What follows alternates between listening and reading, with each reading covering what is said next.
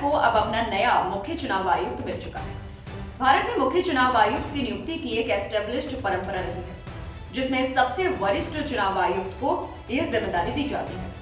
इस बार राजीव कुमार के बाद ज्ञानेश कुमार सबसे वरिष्ठ चुनाव आयुक्त हैं और उनका कार्यकाल 26 जनवरी 2019 तक रहेगा।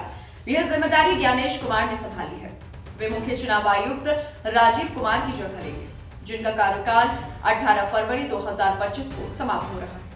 ज्ञानेश कुमार की नियुक्ति प्रधानमंत्री नरेंद्र मोदी की अध्यक्षता वाली 3 सदस्यीय चयन समिति ने की, जिसमें गृह मंत्री अमित शाह और नेता विपक्ष राहुल गांधी भी शामिल हुए। समिति ने सोमवार शाम को ज्ञानेश कुमार के नाम की सिफारिश की, जिसे राष्ट्रपति द्रौपदी मुर्मू ने मंजूरी दी और संबंधित अधिसूचना जारी की गई। साथ ही डॉक्टर विवेक जोशी को 3 सदस्यीय चुनाव आयोग का नया सदस्य नियुक्त किया गया है। तो चलिए ऐसे में जानते हैं कि चुनाव आयुक्त को क्या-क्या सुविधाएं और सैलरी मिलती है। रिपोर्ट के मुताबिक चुनाव आयुक्तों को प्रति माह 3,50,000 रुपए सैलरी मिलती है। इसके अलावा 34,000 रुपए का मासिक व्यय भत्ता भी मिलता है, जो कि पूरी तरह टैक्स फ्री है।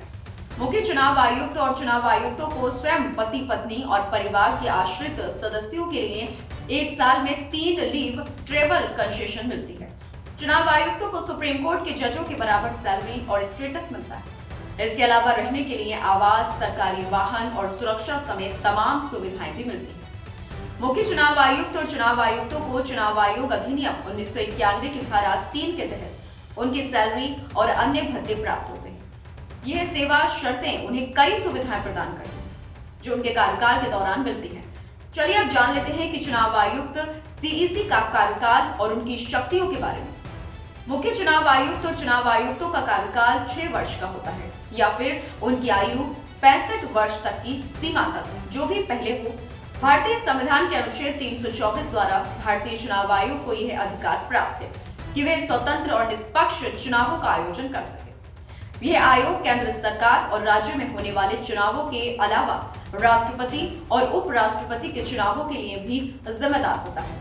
अब जान लेते हैं कि कौन है ज्ञानेश कुमार। ज्ञानेश कुमार को मंत्री के अधीन सहकारिता मंत्रालय में सचिव के रूप में कार्य करने का भी अनुभव है।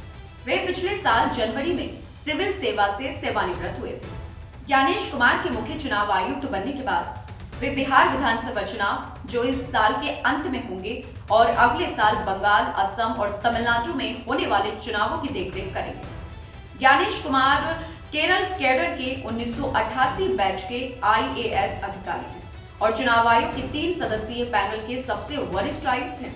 इस पैनल के दूसरे सदस्य उत्तराखंड कैडर के अधिकारी सुखवीर सिंह संधू हैं। इस पैनल का नेतृत्व राजीव कुमार कर रहे थे।